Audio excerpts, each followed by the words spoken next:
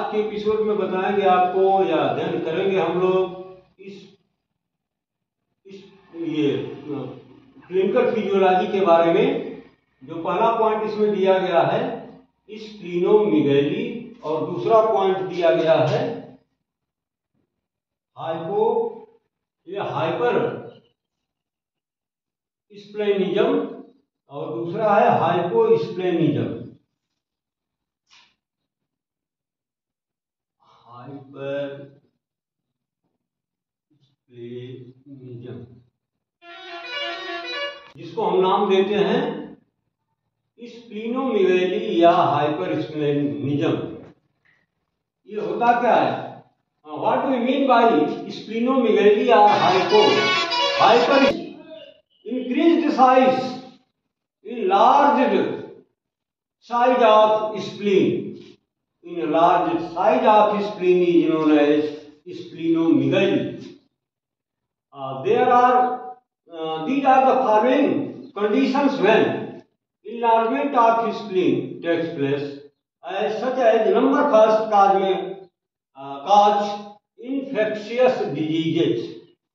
Infectious diseases. There are so many diseases which are responsible for the splenomegaly or to increase the size of spleen, such as the infection of typhoid, infection of malaria, and infection in the condition of tuberculosis. So, these diseases are mainly responsible for the enlargement of spleen, and this condition is known as splenomegaly or hypersplenism. Number second, inflammatory diseases. Some diseases which are grouped of inflammatory diseases which are responsible for the splenomegaly or to increase the size of, to enlarge the size of spleen, such as chiefly we see rheumatoid arthritis. Rheumatoid arthritis is the chief inflammatory disease which is the cause of splenomegaly or enlargement of the size of spleen. Number third, pernicious anemia. Anemia due to pernicious means fatal. Pernicious means fatal to life. And this anemia or this condition is produced due to the lack of vitamin B12, or you can say in other words, lack of vitamin B12 in the body is the basic cause of pernicious anemia, and the deficiency of B12 vitamin leads to the death. Pernicious का मतलब, pernicious means fatal, danger to life. And next chief cause is liver disease. Liver disease, when liver contains some diseases which are responsible for the enlargement of spleen, or you can say disease of liver leads to enlargement in the size of spleen. Next cause is splenic cyst. Cyst is very common problem of spleen which is responsible for the splenomegaly. Number last, glandular fever. There are so many fevers, but among them a fever which is glandular in nature, which means enlargement of so many glands of the body, and they are also fatal to life. So you can say glandular fever is also the basic cause of splenomegaly. And after this, the effect of splenomegaly. How can you see the effect of splenomegaly? After splenomegaly, such points are the parameter of effect of splenomegaly, such as number first, anemia. Splenomegaly or enlargement of the spleen leads to anemia. Number second, leukopenia. Leuco means white. Openia means leukopenia. White blood cells का increase कर जाना, और you can say blood cancer. Thrombocytopenia, thrombocyte cells as you know, penia condition में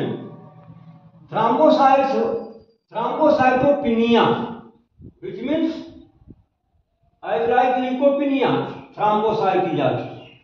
Number 4, increase plasma volume. After splenomegaly, this symptom is clear or arise. Blood volume of plasma increased in amount. Second point, hyposplenism or asplenia. Reduced in the size of spleen is known as hyposplenism. इसका effect of this condition is seen as all the normal functions of spleen decreased in level.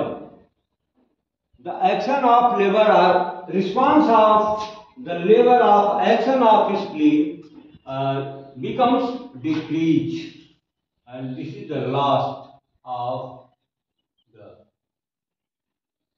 Episode of today. आप जानते हैं clinically spleen में दो तरह की problem होती है, या तो स्प्लीन की साइज का बढ़ जाना या तो स्प्लीन की साइज का घट जाना. अगर स्प्लीन की साइज बढ़ जाती है तो उसको हम नाम देते हैं स्प्लीनोमेगैली या हाइपर स्प्लेनिज्म, माने स्प्लीन की साइज का बढ़ जाना.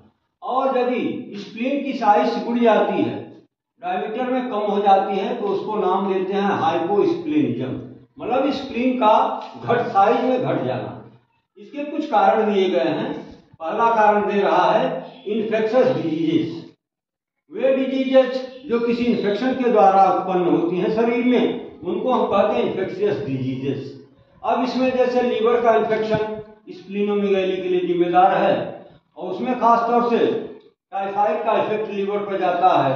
मलेरिया कंडीशन में तो इन्फेक्शस डिजीजेज में मुख्य रूप से बीमारियां हैं जो स्प्लीनोमेगैली को जन्म देती हैं, जैसे typhoid, malaria, tuberculosis. Number second, inflammatory disease.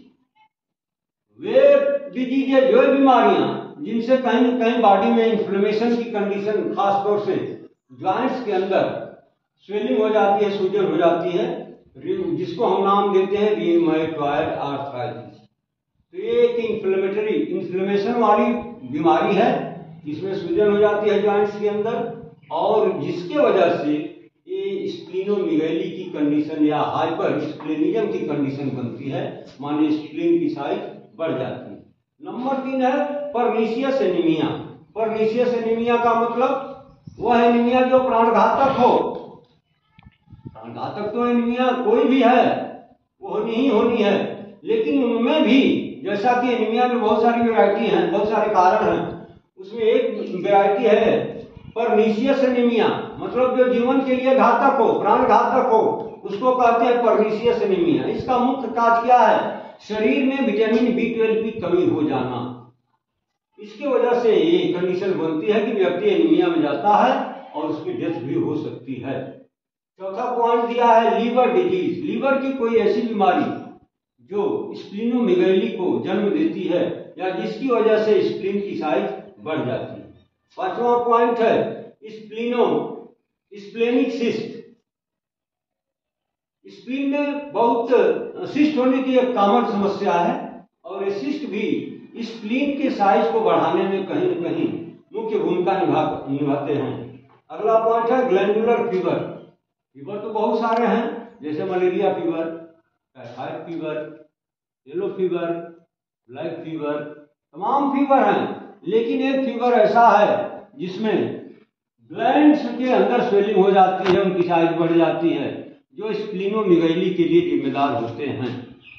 तो ये रहे इसके कारण। जिन जिन कारणों से स्प्लीन की साइज बढ़ सकती है वो सबके सब आपको बता दिए गए। लेकिन ये तो आप अंदर की चीजें बाहर से देख नहीं सकते, लेकिन उनका लक्षण जो सामने दिखेगा वो क्या दिखेगा? वो दिखेगा एनीमिया, जिसके अंदर ये सारे कारणों में से कोई एक कारण हो, दो कारण हो, तो व्यक्ति कहाँ जाएगा? एनीमिया में जाएगा। एनीमिया का मतलब उस व्यक्ति के शरीर में आरबीसी का, हीमोग्लोबिन का जो लेवल है वो कम हो जाता है, उनका नंबर घट जाता है और उसको एनीमिया में ले जाता है। दूसरा है ल्यूकोपिनिया। ये रक्त कैंसर का नाम आपने सुना होगा। वो कंडीशन होती है जहां पर डब्ल्यूबीसी की संख्या अनकंट्रोलेबल कंडीशन में बिना रुकावट के बढ़ती जाती है। आप लाख दवा करो लेकिन वो कंट्रोल नहीं होती है, उसको बोलते हैं ल्यूकोपिनिया। तीसरा है थ्रोम्बोसाइटोपिनिया। ये थ्रोम्बोसाइट सेल का नाम आपने पॉसिबली सुना है, ये ब्लड की एक सेल है, उसमें भी ये कंडीशन हो जाती है। नंबर 4 पर आता है इंक्रीज प्लाज्मा वॉल्यूम। शरीर में फ्लूइड की मात्रा बढ़ती चली जाती है, प्लाज्मा की मात्रा बढ़ती है और बॉडी में स्वेलिंग होने लगती है। अब दूसरा पॉइंट है हाइपोस्प्लेनिज्म या एस्प्लेनिया। मतलब शरीर की ये जो स्प्लीन है उसकी साइज में कमी आ जाना, रिड्यूस हो जाना, घट जाना या सिकुड़ जाना आप कह सकते हैं। जब वो संकुचित हो जाती है तो होता क्या है? इसका इफेक्ट क्या होता है? इसका इफेक्ट ये होता है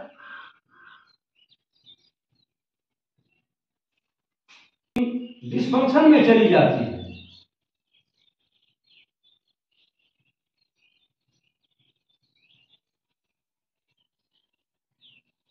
माने स्प्लीन के जो सारे नॉर्मल काम आपने देखा पिछले एपिसोड में, जैसे हीमोपोइसिस का काम, वो इम्बैलेंस हो जाएगा। बॉडी के डिफेंस मैकेनिज्म में इसका रोल होता है, वो कम हो जाएगा। ब्लड रिजर्वायर का काम करती है, वो कम हो जाएगा। माने स्प्लीन के जितने भी काम हैं वो सबके सब धीरे धीरे कम होना शुरू हो जाएंगे और व्यक्ति की लाइफ को, जीवन को खतरा हो सकता है। आज के एपिसोड में बस इतना। आगे के एपिसोड में हम बहुत सारे एमसीक्यू लेकर आएंगे और आपको बताएंगे जो आपके परीक्षा पॉइंट ऑफ व्यू से बहुत महत्वपूर्ण होंगे।